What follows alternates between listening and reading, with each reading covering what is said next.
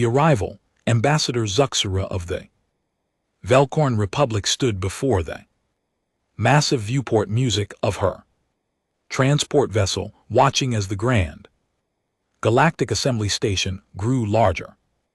Against the backdrop of stars, her violet scales shimmered with anticipation and nervous energy. After 12 solar cycles of rigorous training, she had finally earned this position. She was about to represent her people at the most important diplomatic gathering in the known galaxy. The station itself was a marvel of cooperative engineering. It hung in neutral space between 17 different star systems, a massive structure that resembled a crystalline flower with dozens of petals extending outward.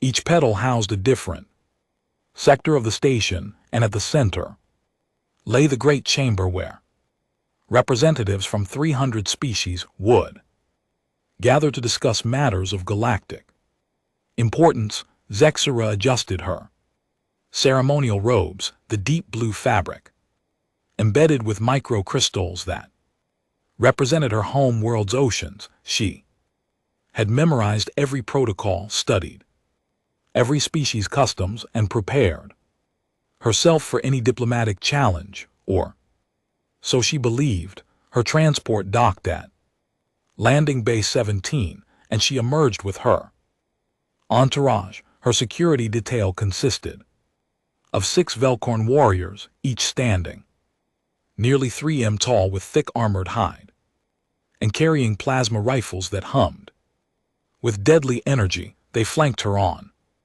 both sides as she made her way through the arrival corridor.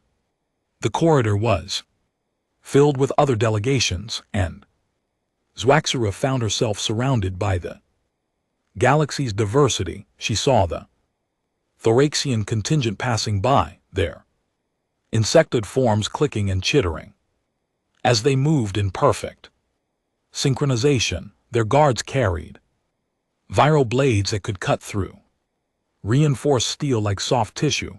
Ahead of her, the Krell delegation made the floor vibrate with their heavy footsteps. These massive reptilian beings stood 4 meters tall, their bodies covered in natural armor plating that could deflect most energy weapons. Their security personnel carried graviton cannons capable of crushing a small vehicle into a compact cube of metal. To her left, the ethereal Lumini floated past, their translucent bodies glowing with inner light. Even these peaceful-looking beings had guards equipped with neural disruptors that could shut down any organic brain function instantly. This was normal. This was expected. Every species brought their strongest warriors as a show of strength and deterrence in the dangerous galaxy where political tensions could erupt into violence. Only a fool would erupt. Unprotected, Zuxura entered the Grand Promenade, a massive circular hall where delegations gathered before formal proceedings began. The chamber stretched upward for 50 m, its walls displaying holographic representations of every member species' home world. The floor was polished to mirror smoothness, reflecting the countless beings moving across its surface. She watched as more delegations arrived, each more impressive than the last. The Zither came with guards wearing power armor that amplified their strength tenfold. The Canary brought warriors carrying molecular disassemblers that could literally tear matter apart at the atomic level. The Barathian delegation included soldiers with biointegrated weapons that grew from their own bodies. Then the humans arrived. Zuxura noticed them immediately, not because they were impressive, but because they were so ordinary. The human delegation consisted of only 5 individuals. 2 were clearly diplomats wearing formal black suits with minimal ornamentation. The other three were guards dressed in simple dark blue uniforms that appeared to be made of standard synthetic fabric. What struck Zwaxera immediately was what they lacked. The human guards carried no visible weapons, no rifles, no blades, no energy projectors of any kind. Their belts held only communication devices and what appeared to be medical kits. They wore no armor, no protective gear, no energy shields. Their uniforms looked like they might stop a strong wind, but nothing more.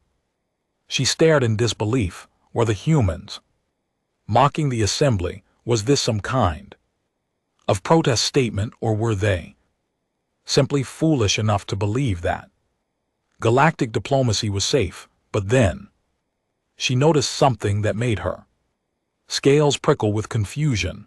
As the human delegation walked through the promenade, other species moved aside. Not obviously, not dramatically, but there was a clear pattern of beings creating space around the humans. The Thoraxian warriors, who feared nothing in personal combat, adjusted their formation to avoid crossing paths with the human guards. The massive Krell, who could tear through blast doors with their bare hands, kept their distance. Most disturbing was the reaction of the Draar contingent. The Draenor were apex predators from a death world, even harsher than most. They stood nearly as tall as the Krello, but were built for speed and lethality. Their natural claws could slice through armor plating, and their guards carried weapons designed to kill other Draar, which meant they could kill almost anything else with ease. Yet when the humans walked past, Zwaxera saw the Draar ambassador take 3 steps backward.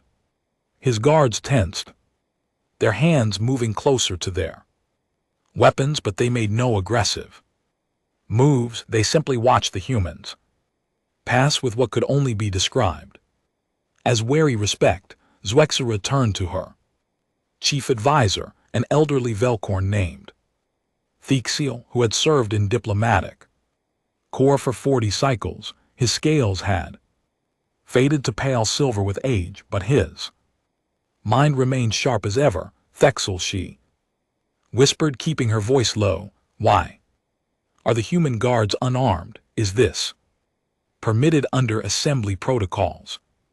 Thexiel did not answer immediately. He watched the humans disappear into the crowd, his expression unreadable. When he finally spoke, his voice was carefully neutral. Ambassador, there are many things about galactic diplomacy that are not written in official protocols. Some knowledge comes only with experience and observation. That is not an answer, Zwaxera said, frustration creeping into her tone. I am asking a direct question. Why are they unarmed? And why does everyone seem afraid of them? The Xyle scales darkened slightly, a sign of discomfort in their species. Perhaps afraid is not the correct word. It is more accurate to say that other species treat human guards with appropriate respect. Respect for what? They have no weapons, they have no armor. A single Krell warrior could crush all 3 of them without effort. Could they? Vexel asked quietly. Are you certain of that assessment? Before Zaxxer could respond, a commotion erupted near one of the chamber entrances.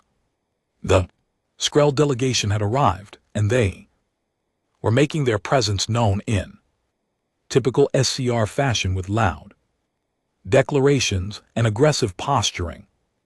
The Skrell were a warlike species known for their territorial nature and quick tempers. The Skrell ambassador, a scarred veteran named Krothax, strode through the promenade with his guards surrounding him. They pushed other beings aside without courtesy, their body language radiating aggression. This was a species that believed respect came only through demonstrations of strength. Zwaxa watched as Krothax and his entourage moved directly toward the human delegation. The humans had stopped to speak with the Lumini ambassador near a decorative fountain. The human guards stood in a loose triangle formation. Around their diplomats, their posture relaxed, their hands empty. The SCR guards were each carrying plasma accelerators, weapons that could punch. Through starship halls, they stood 2 m tall with thick muscular builds and natural bone ridges that served as armor. They looked like walking tanks. Compared to the humans, Krothax approached the human ambassador, a woman named Chin, and began speaking in a loud voice that carried across the chamber. Zwaxa could not hear the exact words, but the tone was clearly confrontational. The SCR leader was known for testing other species, for pushing boundaries to see who would push back. Ambassador Chin responded calmly, her voice quiet but clear. She showed no sign of intimidation. Her guards remained motionless, but Zwaxa noticed something subtle. Their eyes had changed. They were no longer casually observing the room. They were focused entirely on the SCR guards, tracking every movement with an intensity that seemed disproportionate to their relaxed body language. Krothax moved closer, entering what most species would consider hostile distance. His guards followed, their weapons held ready. The entire promenade had gone quiet. Everyone was watching this confrontation. One of the human guards, a male with short dark hair, shifted his weight almost imperceptibly. It was the smallest movement, barely noticeable, but somehow it changed everything. The nearest SCR guard froze mid-step. His hand, which had been moving toward his weapon's activation trigger, stopped moving entirely. Krothax noticed his guard's hesitation and turned to look at the human. For a long moment, the SCR warrior and the human guard locked eyes. Zwaxa could not read human expressions well, but she saw something in the guard's face that made her own blood run cold. It was not anger or fear or aggression. It was something far more unsettling. It was calculation. The human was measuring the SCR, evaluating him, deciding something that no one else could hear or see. The SCR guard took a step backward, then another. His companions followed suit, creating distance from the humans without any verbal command being given.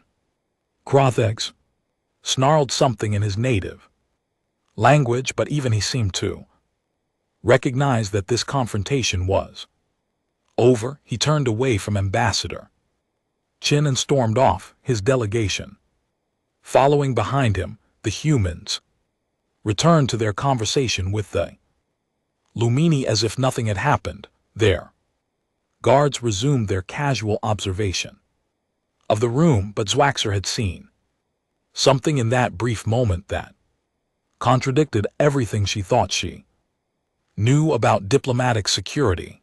The human guard had been unarmed. He had made no threatening gesture. He had not even spoken yet. Somehow he had made 6 heavily armed SCR warriors retreat without firing a shot or throwing a punch. Theo Zwaxa said, her voice barely above a whisper. What just happened? Her advisor was silent for a long moment. When he spoke, his words were careful and measured. Ambassador, I strongly advise you not to pursue this line of inquiry. There are some matters in galactic politics that are best left unexamined.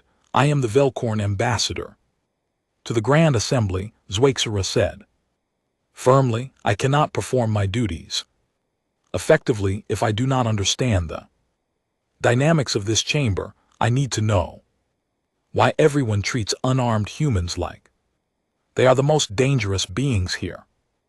Dexel sighed, a sound like wind through desert stones. Very well, but you must understand that what I am about to tell you is not official information. It is not written in any public record. It is knowledge that is passed quietly among senior diplomats, spoken in whispers and warnings. He moved closer, his voice dropping even lower. 15 cycles ago, there was an incident. The Draar Empire decided to test human resolve by attacking a diplomatic mission. They sent their finest commandos, 20 warriors, trained since birth to kill. They ambushed a human delegation in neutral space, and Zwack's era prompted when he paused. The human delegation consisted of 2 diplomats and 2 guards, all unarmed as per assembly regulations. The Draenor attacked with full lethal intent.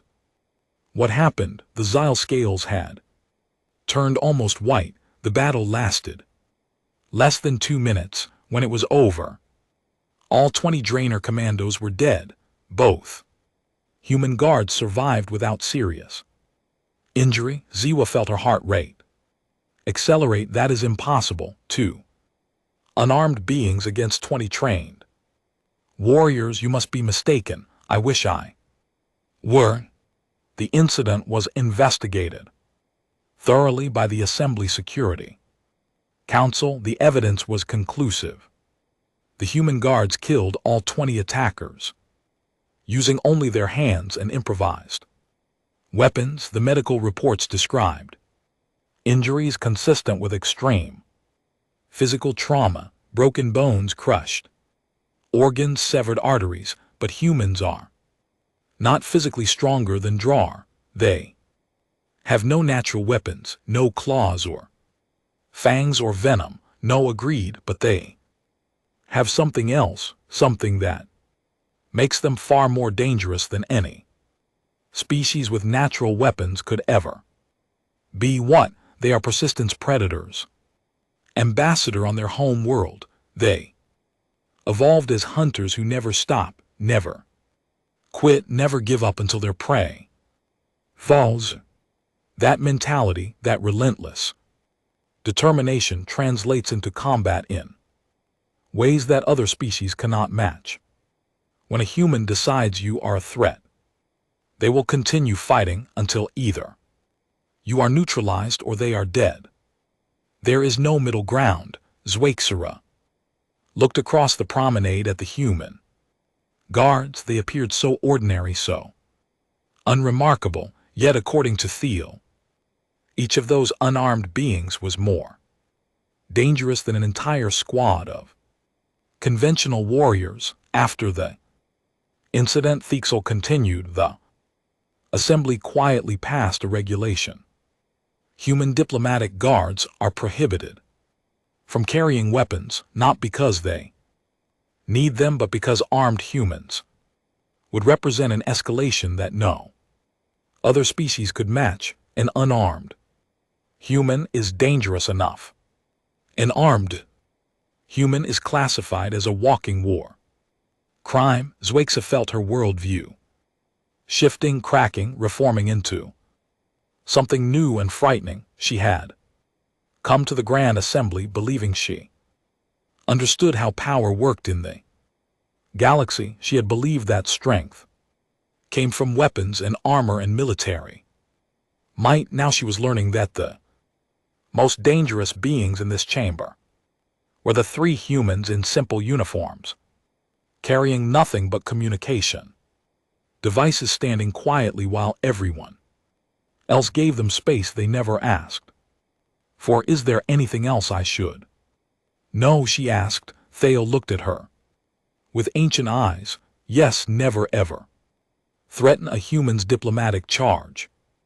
They view protection of their assigned individuals as sacred duty. If you threaten a human ambassador while their Guard is present, you will not survive. Long enough to regret it, as if to emphasize his point, one of the human guards glanced in their direction. For just a moment Zwax met those eyes. They were calm, professional, and completely devoid of any emotion she could recognize. They were the eyes of a predator that had no doubt about its place in the food chain. She looked away quickly, her scales rippling with involuntary fear response. The opening ceremony would begin soon. Zwixer would take her place among the 300 ambassadors and listen to speeches about peace and cooperation and mutual understanding. But now she would do so with new knowledge, terrible knowledge that changed everything she thought she knew about humanity. They walked among the galaxy unarmed, not because they were weak, but because they were too dangerous to carry weapons, and everyone knew it except her. Until now, the revelation, the opening ceremony, concluded without incident, but Zwixer could not focus on the speeches or formal proceedings. Her mind kept returning to what Thiel had told her about the Drainer incident. 2 unarmed humans against 20 trained killers. The mathematics of such an encounter defied logic, yet her advisor had no reason to fabricate such a story. As the delegates dispersed for the evening recess, Zwaxer made a decision. She needed more information, and she knew exactly where to find it. The Grand Assembly maintained extensive archives, databases, containing records of every significant diplomatic event in galactic history. If the Drainer incident had been investigated officially, there would be files, reports, evidence. She returned to her assigned quarters, a spacious suite designed to accommodate Velcorn physiology. The walls were programmed to display calming ocean scenes from her home world, but she ignored them. Instead, she activated her personal terminal and began searching the archive system. The basic search yielded nothing. References to human diplomatic missions appeared in hundreds of files, but none mentioned any violent incidents. She refined her parameters, searching for classified documents, security reports, anything that might have been restricted from public access. After an hour of fruitless searching, she found something, a file designation, labeled Incident Report 7749D. Classification Level 7 Access restricted. The file was dated 15 cycles ago, and the location matched what Thiel had described. This had to be it.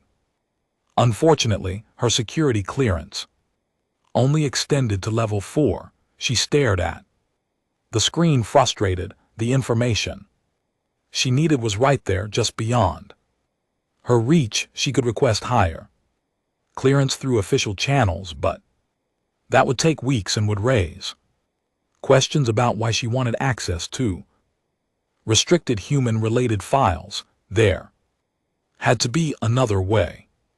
Zwixer thought carefully about the problem. The archives were maintained by the Assembly's Information Services Division, staffed by dozens of different species with varying levels of access.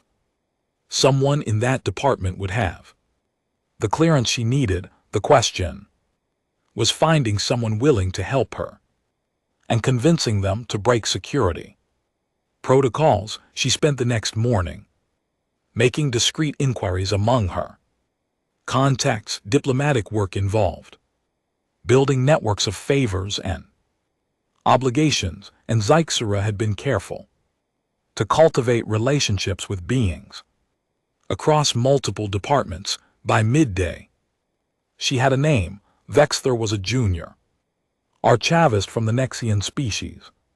The Nexians were known for their obsessive attention to detail, and their somewhat flexible interpretation of rules when it served their interest. Vexter was young, ambitious, and reportedly struggling with significant personal debt. In other words, he was exactly the kind of person who might be persuaded to take a risk for the right compensation. They met in a quiet cafe on one of the station's lower levels, far from the diplomatic sectors where they might be recognized. Vexter arrived looking nervous, his multi-jointed limbs twitching with anxiety. His species communicated partly through color changes in their skin, and his was currently displaying patterns that indicated uncertainty and fear. Ambassador Zweixera, he said, his voice a high-pitched warble. I am honored by your invitation, but I must confess I am uncertain why you wish to speak with me. Zweixera had prepared for this conversation carefully. She knew that direct bribery would likely frighten the young archivist away. Instead, she needed to appeal to both his greed and his ego. I have heard that you are one of the most talented information specialists in the archives, she began. Your supervisors speak highly of your ability to locate obscure records. Vexter's skin shifted to a pleased orange. I do take pride in my work. Archive system is complex, and many less experienced archivists struggle to navigate its deeper layers, which is precisely why I need your expertise.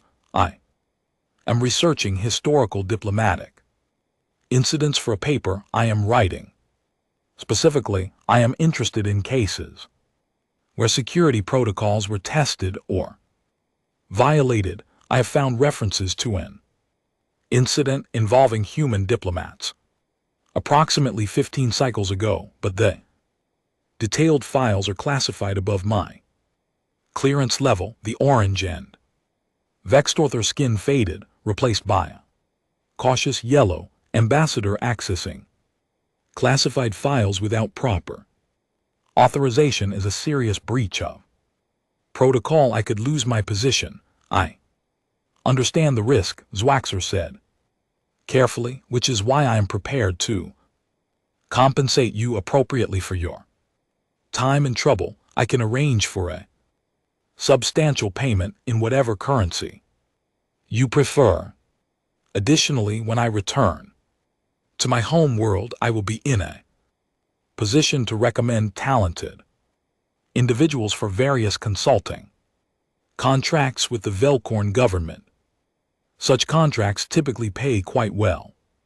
She could see the calculation happening behind Vexter's eyes, the promise of immediate payment combined with potential future opportunities was clearly tempting, but he was still hesitant. Even if I wanted to help you, accessing level 7 files would leave traces in the system. Security monitors would detect the breach within hours.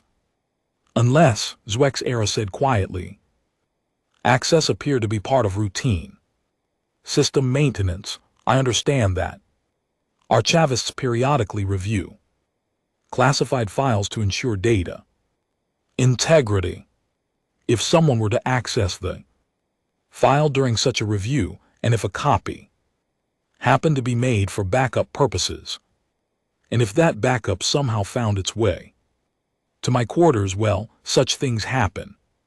In complex systems, Vexter was silent. For a long moment, his skin cycled through several colors that Zweixera could not interpret. Finally, he leaned forward. 20,000 credits, Terran standard currency, untraceable transfer to an account I will provide, and a written letter of recommendation for future employment opportunities. Agreed, Zweixera said without hesitation. When can you provide the information? Tomorrow evening. Meet me in Archive Section 7C at 22nd hour. That section is rarely used after dark, and the security Monitoring is less intensive there. They parted ways, and Zwaxa spent the rest of the day in a state of anxious anticipation. She attended the afternoon diplomatic sessions, but her mind was elsewhere. She was about to commit a serious breach of security protocols, something that could end her career if discovered, yet she could not shake the need to understand what made humans so dangerous. The next evening she made her way to Archive Section 7C as arranged. The archives occupied an entire deck of the station, vast halls filled with data storage systems and reading terminals. Section 7C was located in a remote corner surrounded by files dealing with obscure trade regulations from centuries past. As Vexter had promised, the area was deserted. The archivist appeared precisely at 22nd hour, carrying a small data chip. His skin was displaying nervous green patterns, and he kept glancing around as if expecting security personnel to emerge from the shadows. "I have what you requested," he said quickly, "but I must warn you, what I found is deeply disturbing. I understand now why this file is classified at such a high level." He handed her the data chip. "I have transferred the credits to your account as promised," Zexera said, "and I will prepare the letter of recommendation. You have my word that this meeting will remain confidential."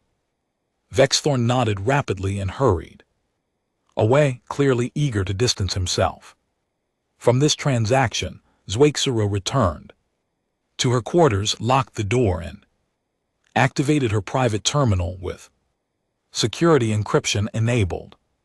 The file that appeared on her screen was extensive, running to hundreds of pages of reports, medical analyses, security footage, transcripts, and official testimony. She began reading, and with each page, her understanding of reality shifted further. The incident had occurred at Diplomatic Station Kepler 7, a neutral facility used for sensitive negotiations between multiple species. The human delegation consisted of Ambassador Marcus Webb, his deputy Sarah Kim, and 2 security guards named Jackson Torres and Maria Santos. They were meeting with representatives from the Draenor Empire to discuss trade route disputes. The Drakner had planned the attack carefully. They sent 20 of their most elite commandos, warriors who had trained for decades in multiple combat forms. The plan was to take the human diplomats hostage and use them as leverage in broader political negotiations. The Draenor believed that humans, being physically weaker than most galactic species, would be easy targets. Despite their guards, the attack began.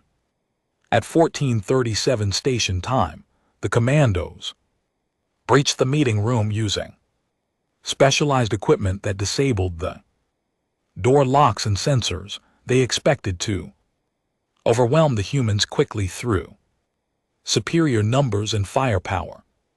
According to the security footage analysis, the first commando entered the room at 14 hours 37 minutes and 4 seconds. At 14 hours 37 minutes and 6 seconds, guard Torres was in motion. At 14 hours 38 minutes and 40 seconds, the last Draenor commando fell. 96 seconds from start to finish. Zwaxa read the detailed breakdown with growing horror. Torres had moved with a speed that seemed impossible for his species.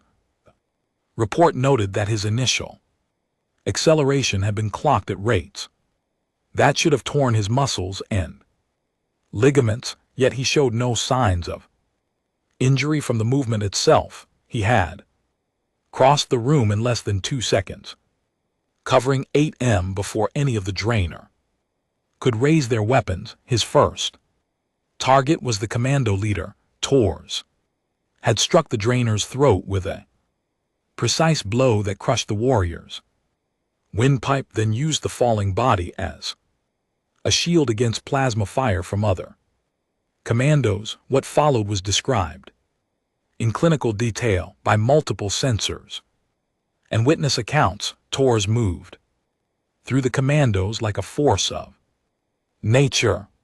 He used every object in the room as a weapon: chairs, table fragments, even pieces of the broken door. The report noted that he had torn a metal support beam from the wall and used it to block energy blasts while simultaneously striking down 3 commandos with devastating efficiency.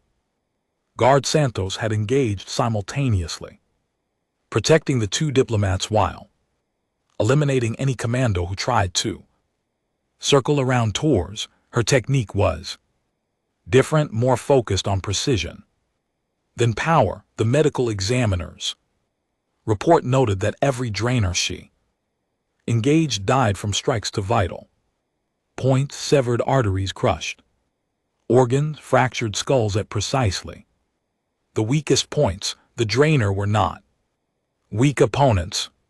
They stood over 2 meters tall, possessed natural claws capable of shredding armor, and had reflexes honed by evolution on a death world where everything was trying to kill everything else. They were wearing combat armor and carrying military-grade weapons. 20 of them should have been able to overwhelm 2 unarmed humans through sheer numbers and firepower, yet the mathematics of violence had worked in reverse. The humans had advantages that no amount of armor or weapons could counter. Zwaxera found the xenobiological analysis section of the report. It had been prepared by Dr. M. Thurs, the Assembly's chief medical examiner, and it explained in scientific terms what made humans so lethal. First was their endurance capability. Humans were persistent hunters, evolved to chase prey across vast distances until the target collapsed from exhaustion. This gave them cardiovascular efficiency far beyond most species. In combat, this meant they could maintain peak physical performance for extended periods without tiring. The drainer commandos had been bred for short, explosive bursts of violence. They expected fights to be decided in seconds. The humans could have fought for hours if necessary. Second was their pain tolerance. The report included neurological scans showing that human brains processed pain differently than most species. They could continue functioning at full capacity even while suffering injuries that would incapacitate other beings. Both guards had sustained wounds during the fight, including broken bones and deep lacerations. Neither had slowed down. They had simply continued fighting until every threat was neutralized. Third was their adaptability. Humans were tool users on a fundamental level. Their brains were wired to see every object as a potential tool or weapon. In the fight, Tors and Santos had used pieces of furniture, fragments of broken equipment, and even the bodies of fallen enemies as tactical advantages. They never stopped thinking, never stopped adapting, never stopped finding new ways to kill. Fourth was their tactical processing. The report noted that human brains had evolved to handle complex, 3-dimensional hunting scenarios. They could track multiple moving targets simultaneously while predicting movement patterns and planning attacks several steps ahead. In combat, this meant they were always thinking faster than their opponents, always one move ahead. But the most disturbing part of the analysis was the psychological assessment. Dr. Thurs had interviewed both guards after the incident. His notes described them as calm, professional, and showing no signs of traumatic stress. When asked how they felt about killing 20 beings, Torres had replied simply, "They were threats to my charges. I did my job." The psychological evaluation concluded that humans possess something called compartmentalization, an ability to separate emotional responses from tactical necessity. They could kill without hesitation when duty required it, then return to normal social behavior immediately afterward.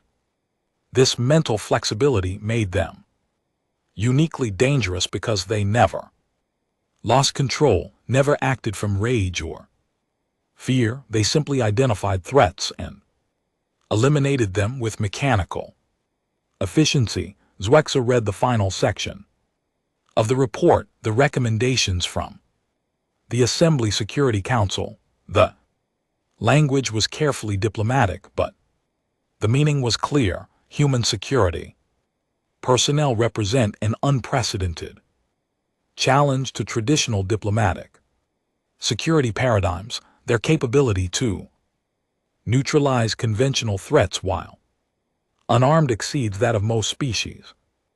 Elite military units. Recommendation: human guards should be prohibited from carrying weapons at diplomatic functions. Armed humans would constitute an escalation that no other species could match without deploying heavy military assets, which would violate assembly neutrality protocols. Current policy of allowing unarmed human guards provides adequate security for human delegations while minimizing potential for catastrophic escalation should violence occur. There was a final note added by the Security Council chairman. It should be noted that Terran Alliance officials expressed willingness to comply with weapons restrictions. Ambassador Webb stated, and I quote, "Our guards don't need weapons.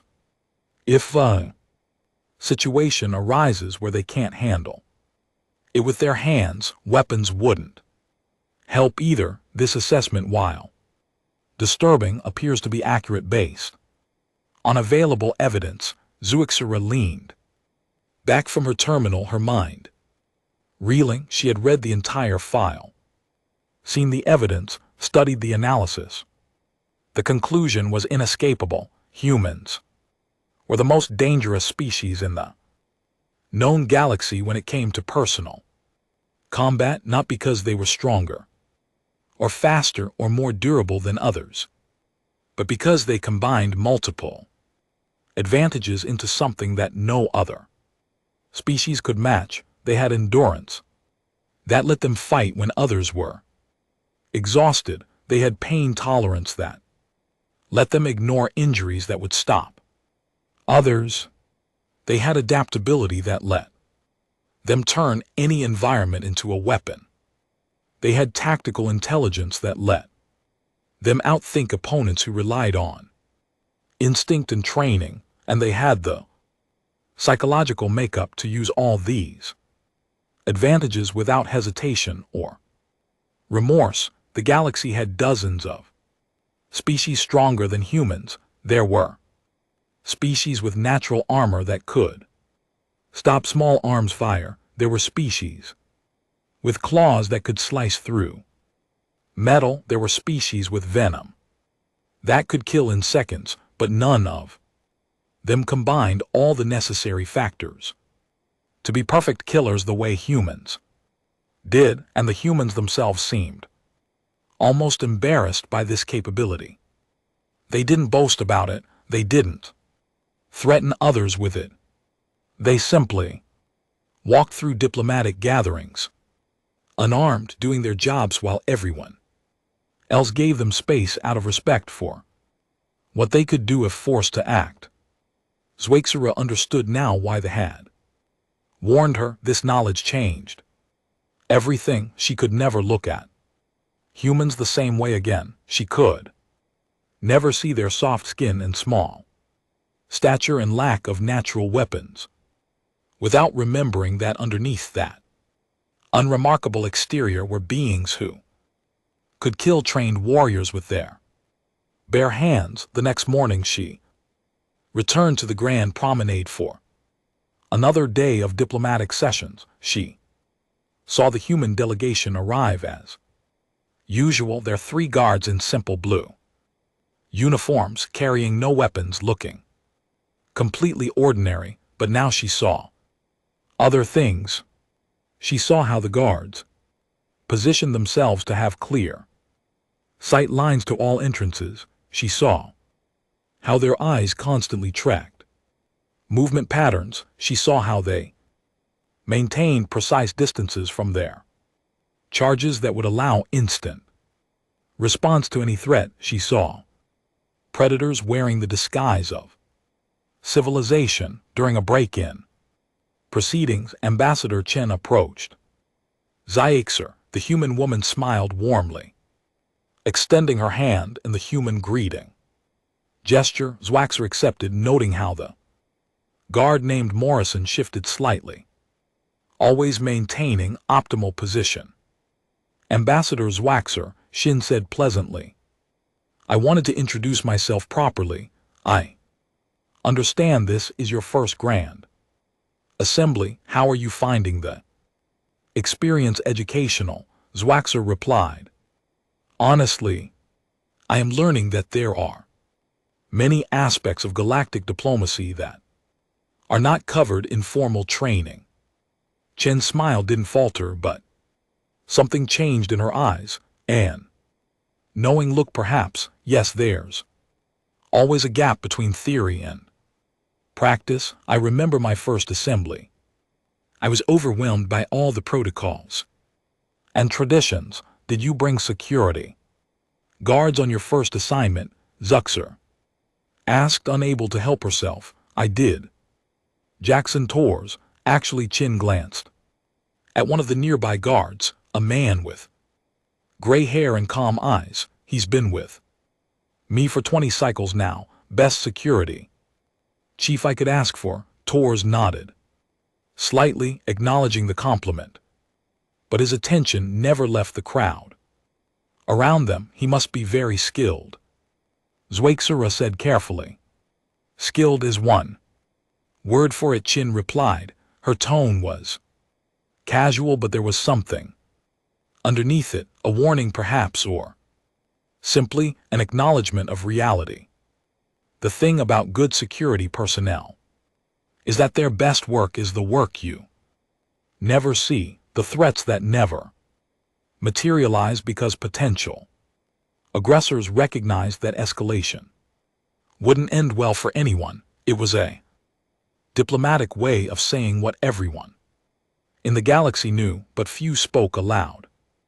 Attacking a human delegation was suicide. I imagine your guards take their duties very seriously, Xiaxer said.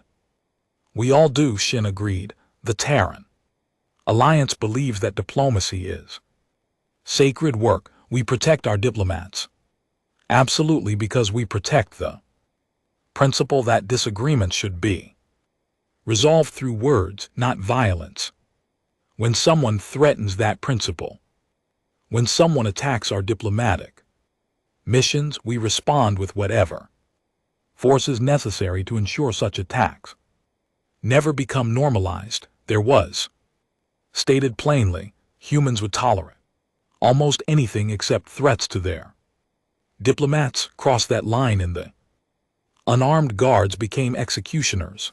The conversation moved to other topics, but Xiaxer never forgot the undertone of that exchange. Chin had been kind, professional, even friendly, but she had also made clear that there were boundaries that should not be crossed.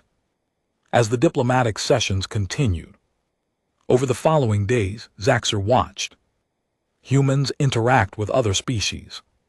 She saw how skilled human diplomats were at finding common ground, building consensus, solving problems through negotiation. They were good at their jobs, genuinely committed to peaceful resolution of conflicts, but she also saw the guards always present, always watching, a quiet reminder that humanity's preference for peace did not mean inability to wage war. On her final day at the Grand Assembly, Zwaxa found herself standing near the viewing port, where she had first arrived weeks ago. Thiel joined her, his ancient scales catching the starlight. You found the answers you were seeking, he said. It wasn't a question. Yes, Zwaxa replied. Though I am not certain, I am happier. For the knowledge few are, Vexel agreed, but it is knowledge that serves us well. Understanding what humans are capable of makes us more cautious, more respectful, more committed to maintaining peaceful relations because we fear them. No, Thiel corrected gently, because we respect them. There is a difference. We fear the drainer because they are cruel and unpredictable. We fear the zither because they are aggressive and expansionist. But humans, we respect them because they are dangerous only when forced to be, because they prefer diplomacy to violence, because they walk among us unarmed as a gesture of trust. He turned to face her directly. The galaxy has many warriors, Ambassador. It has many species that can kill efficiently, but humans are unique because they are warriors who choose peace. They could dominate through violence, but they seek cooperation instead. That choice made freely despite their capability for destruction is why they have earned their place in the assembly. Zaxura considered this. She thought about Ambassador Chin, who had been nothing but professional and courteous. She thought about the guards, who had threatened no one, bothered no one, simply done their jobs with quiet competence. She thought about the fact that humans had complied with weapons restrictions without complaint, had accepted rules designed specifically to limit their effectiveness, and had done so because they valued peace more than power. They are remarkable, she said. Finally, they are human, Vexel replied, which, as you have learned, is remarkable enough. As Zira prepared to return to her home world, she carried with her knowledge that would shape her diplomatic career. She understood now that power in the galaxy came in many forms. The Krellel had their strength, the Zither had their technology, the Drainer had their ferocity, but humans had something more valuable: the discipline to be deadly and the wisdom to choose not to be. They walked among the stars unarmed, not from weakness, but from strength so absolute that weapons would be redundant, and in that choice, in that daily demonstration of restraint, they had earned something that no amount of military might could achieve. They had earned respect. Galaxy feared many things, but what it feared most about humanity was not their capacity for violence, it was their capacity for mercy. Because beings who could kill so easily but chose not to were beings who could never be fully understood or predicted. The human guards remained unarmed because they were already carrying the most dangerous weapons in the galaxy themselves.